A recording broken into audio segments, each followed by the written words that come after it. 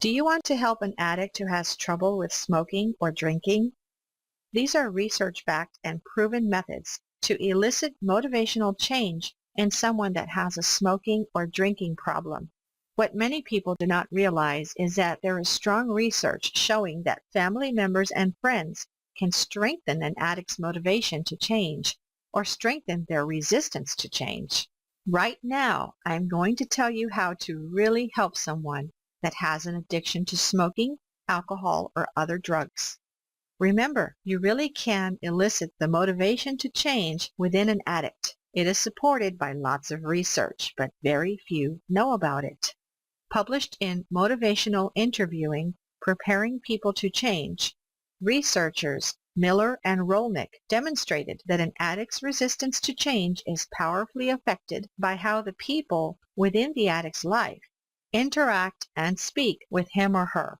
In one study, drinkers and smokers were randomly assigned to two different therapy styles. One group of therapists used the common confrontational style and tried to persuade and confront problem drinkers to stop drinking. The other group used a motivational style using empathy statements. They rolled with an addict's resistance and allowed the addict to explore what he or she thought the positive and negative effects of his or her drinking were. Following these addicts over the next few years, researchers discovered that the group that was confronted about their drinking ended up drinking and smoking more, while the motivational group significantly decreased in smoking and drinking, and some abruptly quit.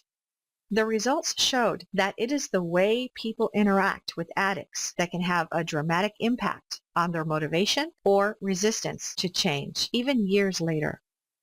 Additionally, researchers Patterson and Forgach stated people can dramatically influence an addict's defensiveness, which in turn predicts the degree to which the loved one will change. This is in contrast with the common view that alcoholics or smokers are always resistant because of denial and that we should confront them or try to pound the truth into them. Researchers further explained that people with addiction problems do not generally possess high levels of denial and resistance, but that it increases when loved ones improperly get involved and try to confront or scare someone straight into not using.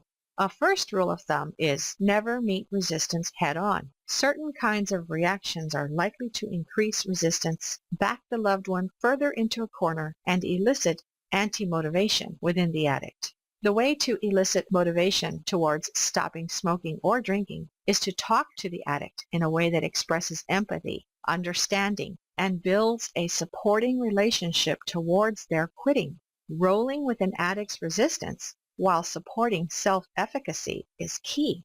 I can't include all the examples in this short presentation, but A. Scott Roberts shows you step-by-step how to do this in his program, which includes a book called Eliciting Motivation to Change.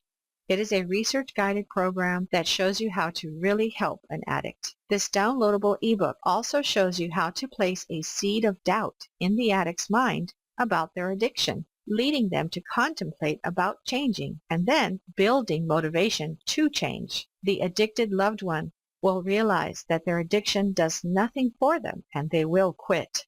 When an addict acquires motivation to change on their own, it is the greatest predictor of long-term sobriety and success.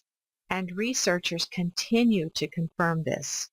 These methods are taken from the evidence-based Truth of Addiction program created by A. Scott Roberts, who has a master's degree in rehabilitation counseling and has helped thousands of people worldwide to stop their addiction long-term. To learn more, visit the official Truth of Addiction website by clicking the link below.